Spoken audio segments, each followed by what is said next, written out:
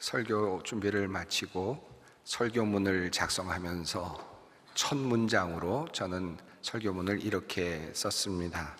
오늘 우리가 함께 읽은 본문은 언뜻 보면 이해하기가 쉽지 않은 본문입니다 라는 말로 그렇게 시작을 했습니다. 그리고 설교문을 다 작성을 하고, 그리고 저는 이 문장 뒤에 두 번째 문장을 이렇게 써넣어야 되겠다라고 뒤늦게 생각을 했습니다. 그 문장은 이것입니다.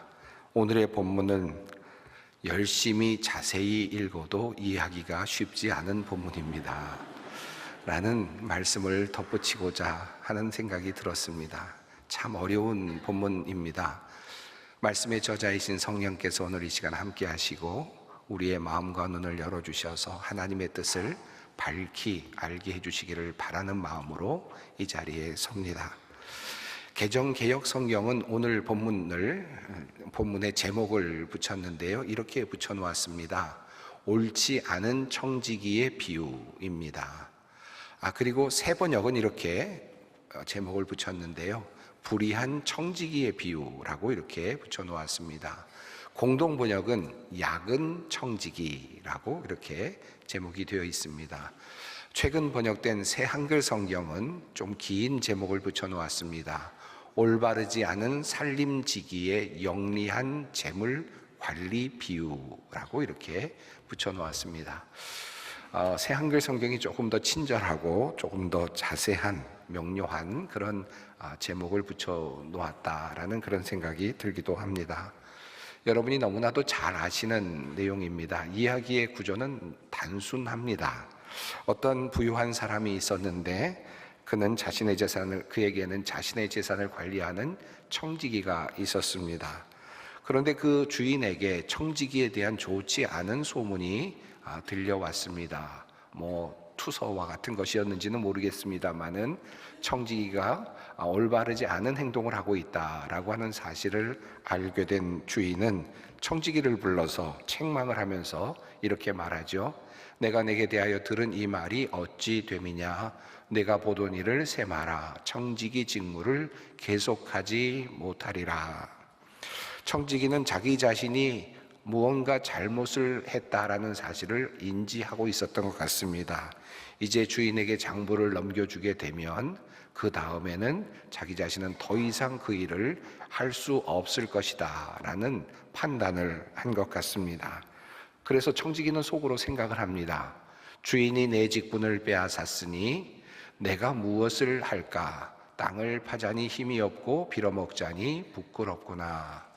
그리고 그는 또 이런저런 생각을 하다가 이런 결론에 도달합니다. 내가 할 일을 알았도다. 이렇게 하면 직분을 빼앗긴 후에 사람들이 나를 자기 집으로 영접하리라. 그리고는 이제 주인에게 빚진 사람들을 이제 부릅니다. 그리고 그들에게 묻습니다. 너는 주인에게 얼마를 빚졌느냐? 장부에 어떻게 되어 있느냐? 기름 100마리입니다. 그러면 여기 증서에 50이라고 바꿔 써라 라고 이야기를 합니다. 또 다른 사람에게 묻습니다. 너는 얼마나 빚을 졌느냐? 밀 100석입니다. 그럼 여기에 80이라고 바꿔 써라 라고 이렇게 이야기를 하는 겁니다. 이렇듯 한마디로 청지기가 문서를 위조해서 다시 증서를 쓰게 해서 빚진 사람들의 빚을 탕감해 주었다라고 하는 이야기입니다. 이것이 예수님 비유의 내용입니다. 이것을 주인이 만약 알게 되었다면 주인은 어떤 반응을 해야 할까요? 주인의 재산을 낭비하고 있다는 이야기를 들은 주인이 청지기를 내보내기로 결정을 하였다면 더 많은 재산을 지금 낭비하고 있는 이야기를 들은 주인은 아마 크게 화를 내고 바로 그 청지기를 내쫓아야만 했을 것입니다. 그런데 이야기는 조금 이상하게 흘러갑니다. 많은 사람들이 예상하는 그 결말과는 다른 그런 이야기가 전개됩니다. 주인이 그것을 알고 이 청지기를 칭찬하였다. 여기서부터 우리가 많이 힘들어집니다. 이야기가. 그리고 그를 지혜롭게 행하였다, 슬기롭게 행하였다라고 그렇게 이야기를 하고 평가를 하였다라는 것입니다. 성경을 연구하는 분들이 이 이상한 전개에 대하여 많은 고민을 해왔습니다. 정말 다양한 이론들이 나왔습니다. 이것을 설명하고 싶은 많은 분들이 나름대로 이론들을 펼치면서 다양한 이야기를 했는데요. 그 모든 것을 다 여러분에게 말씀드리기는 어려울 것 같고, 그 중에 한 가지만 말씀을 드리면 이런 이야기도 있습니다. 청지기는 처음에 빚진 사람들과 증서를 쓸 때, 빚문서를 쓸 때 자신이 받아야 할 몫까지 이자로 계산해서 빚진 사람들에게 증서를 쓰도록 했을 것이다 라는 추정입니다.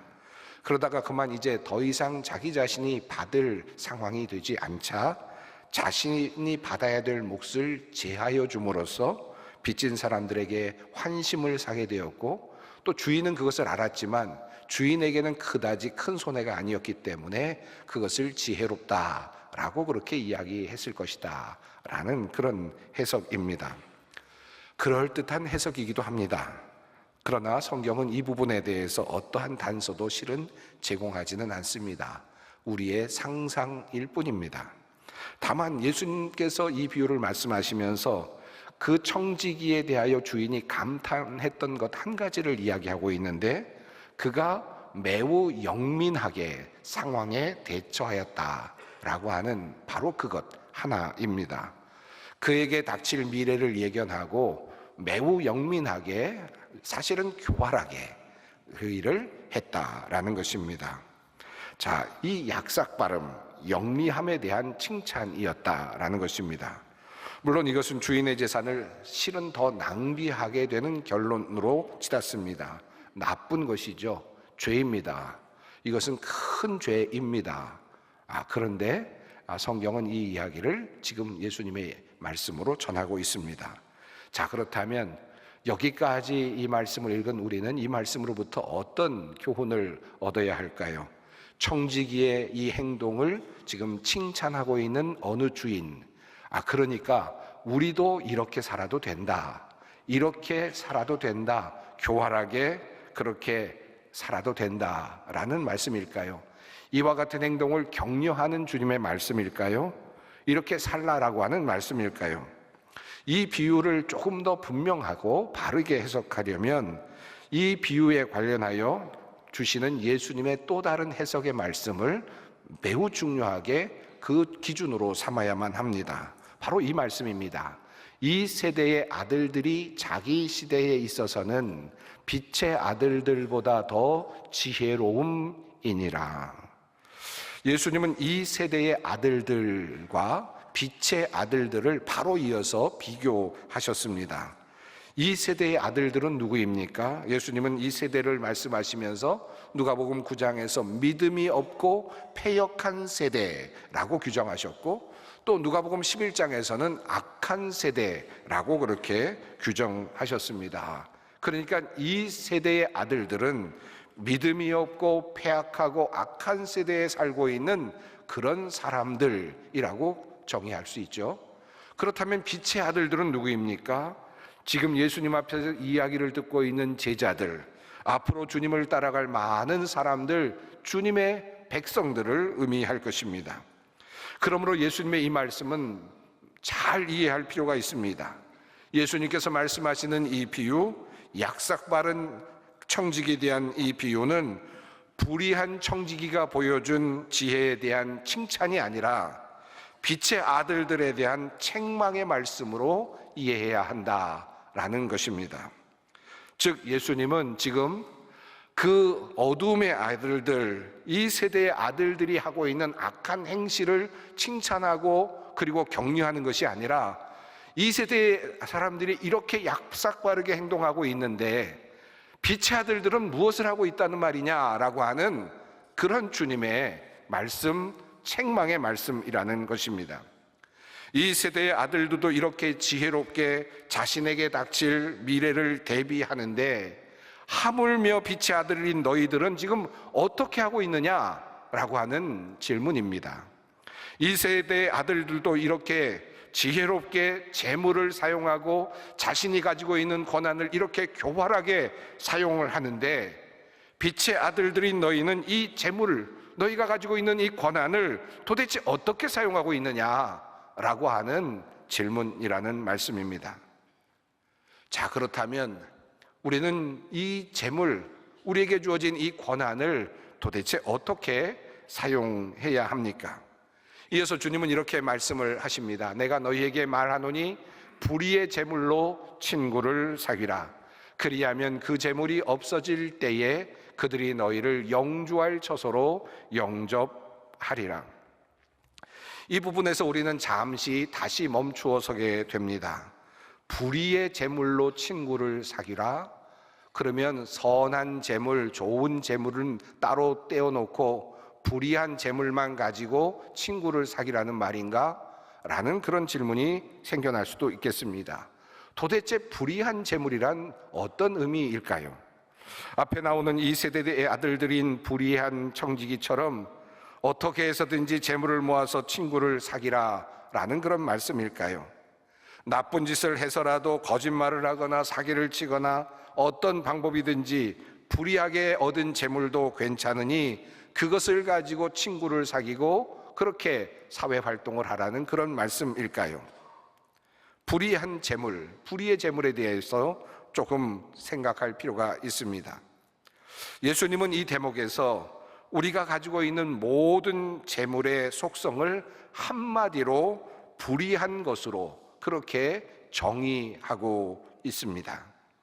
우리가 가진 모든 재물이 불의하다. 아마도 언뜻 생각하면 동의하기 어려울 수도 있을 것입니다. 그러나 곰곰 깊이 생각해 보면 이 세상의 모든 재물의 속성은 실은 정의롭지 못합니다. 아마도 여러분 이렇게 말씀하실지 모릅니다. 나는 절대로 불의한 일을 저지르지 않았습니다. 나는 열심히 일했고 정당하게 벌었고 정당하게 저축했고 그래서 내가 모은 재산은 하나도 불의한 것이 없습니다 라고 그렇게 말씀하실지 모릅니다. 그러나 한번 생각해 보십시다. 내가 사업을 하는 동안에 정말 정의롭게 부를 축적하였다고 하더라도 내가 태어나면서부터 누렸던 모든 것들, 아버지로부터 어머니로부터 할머니로부터 할아버지로부터 또는 이전의 선조로부터 흘러내려왔던 모든 받은 것들은 과연 정의롭게 얻어진 것들이었을까요? 모두가 다 정의로웠던 것일까요? 혹시나 그 중에서 부당하게 혹은 빼앗거나 그렇게 얻게 된 것은 없었을까요? 아브라함의 부, 여러분 성경에 나오는 아브라함의 부가 모두 정의로웠다고 할 수 있을까요? 야곱의 부, 이삭의 부 모두가 다 정의로웠다고 할 수 있을까요?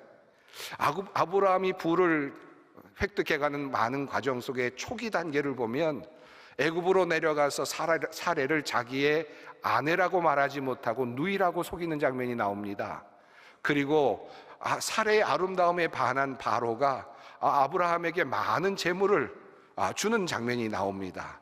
그를 아내로 삼기 위해서요. 그런데 그만 하나님께서 진노하시게 되죠. 깜짝 놀라서 바로는 아브라함을 불러서 왜 당신의 아내라고 말하지 않았느냐라고 그렇게 이야기를 하면서 아내를 돌려보내지요. 사례를 다시 돌려보내면서 많은 재물을 함께 줍니다. 자신의 진노를 피하기 위해서 말입니다. 과연 이 재물이 정당하게 얻은 재물이라고 할 수 있을까요? 기업을 운영하다가 세무조사를 받게 된 어느 분의 이야기입니다. 자신은 사실 한 번도 법을 어긴 적이 없답니다. 그럴 의도도 없었답니다. 세무 관계에 있어서 세금을 포탈하거나 할 만한 그런 생각을 한 번도 한 적이 없답니다. 나는 그래서 자부를 하고 있었는데 어느 날 탈세를 했다라며 세무서에서 온 겁니다. 그리고는 엄청난 세금을 탈세 명목으로 세금을 부과한 것입니다.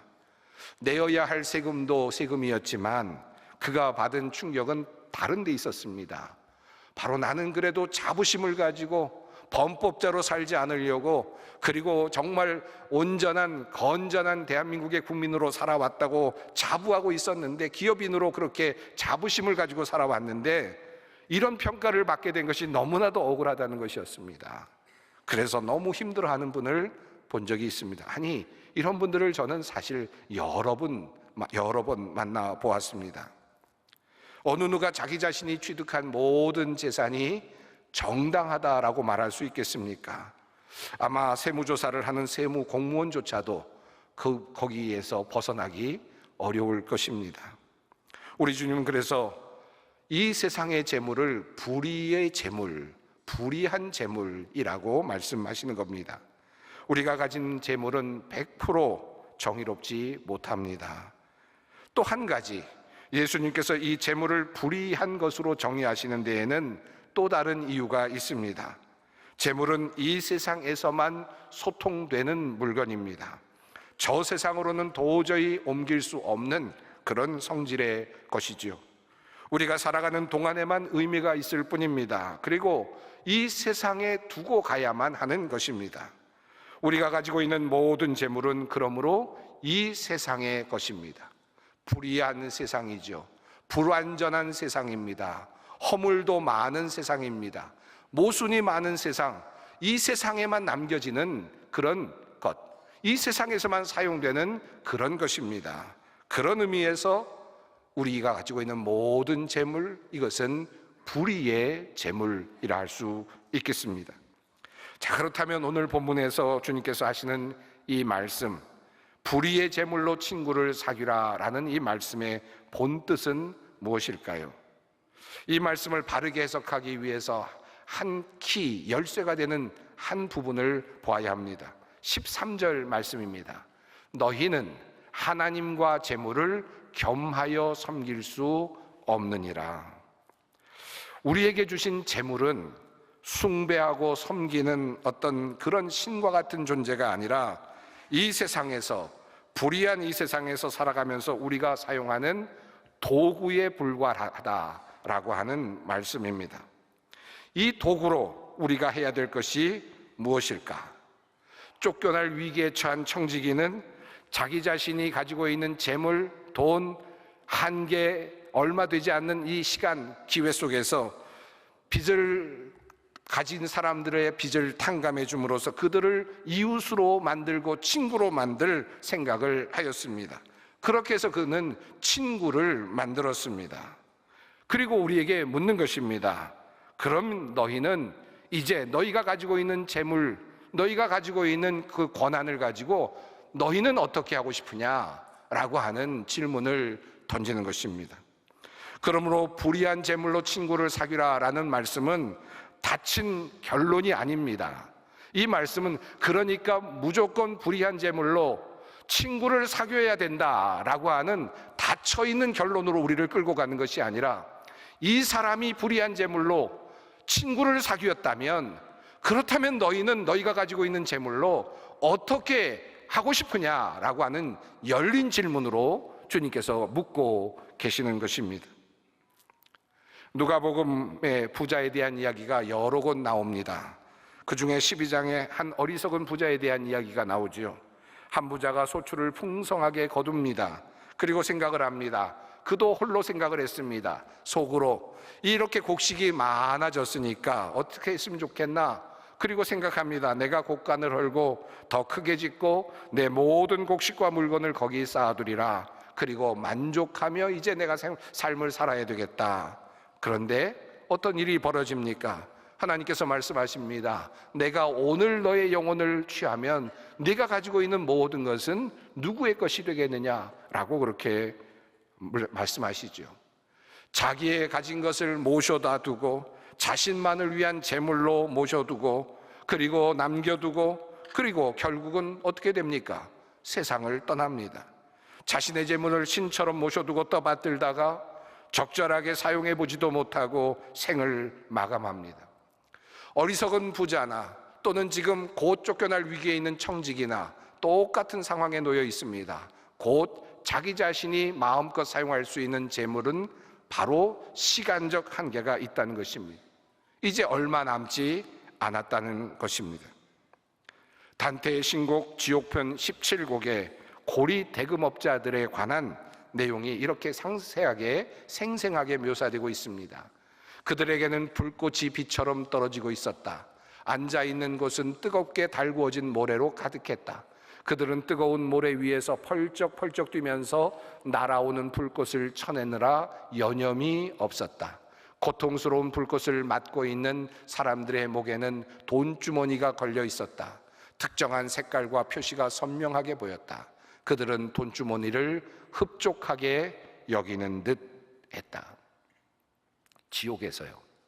지옥에서 지금 뜨거운 모래가 너무 뜨거워서 팔짝팔짝 뛰어야만 됩니다. 그런데 하늘에서는 지금 또 불이 떨어져 내려옵니다. 불을 피하고 막고 또 내려갔다가 다시 펄쩍 뛰어 올라가면서 정말 어쩔 수 없이 영원한 형벌을 받고 있는 지옥에서의 형벌 속에 있는 고리대금 업자. 그런데 그의 목에 걸려있는 주머니 하나. 그런데도 불구하고 그곳에서 그렇게 영원한 형벌을 받고 있으면서도 자신의 목에 걸려있는 그 돈주머니에 희망을 걸고 있는 듯 보인 바로 그 모습이 오늘 우리들의 모습이 아니겠습니까? 오늘 우리의 삶의 모습이 아니겠습니까? 오늘 주님은 우리에게 묻습니다. 불의의 제물로 친구를 사귀라. 자, 청지기가 그렇게 하였다면 너는 너의 제물로 어떻게 할 것이냐? 제물을 도구로 해서 제물을 주어진 이 기회를 너는 어떻게 사용할 것인가? 비단 제물뿐이 아닙니다. 우리가 가지고 있는 힘, 우리가 가지고 있는 권력, 우리가 가지고 있는 자리, 우리가 가지고 있는 자격, 모든 것이 그러합니다. 아마 성도 여러분께서는 혹시 이 중에 이런 생각을 하신 분이 있을 것입니다. 내가 그때 가지고 있었던 그것, 내가 가지고 있었던 바로 그 힘, 내가 가지고 있었던 바로 그 재물, 내가 가지고 있었던 그 권력, 그때 내가 조금 더 정말 청지기답게 가장 지혜롭게 사용하였더라면 얼마나 좋았을까라고 하는 후회를 하시는 분들이 아마도 있을지 모릅니다. 그러나 아직 늦지 않았습니다. 아직 내게 남겨진 것, 아직 내가 쓸 수 있는 것, 내가 할 수 있는 모든 것, 그것이 나에게는 기회입니다. 주님께서 묻습니다. 청지기가 자신의 모든 기회를 활용하여 자신의 미래 문제를 해결하기 위하여 재물로, 불의한 재물로 친구를 사귀었다면 내가 가지고 있는 재물, 내가 가지고 있는 모든 것으로 너는 이제 무엇을 하고 싶으냐? 이 질문에 대답할 수 있는 우리 모두가 되기를 바랍니다.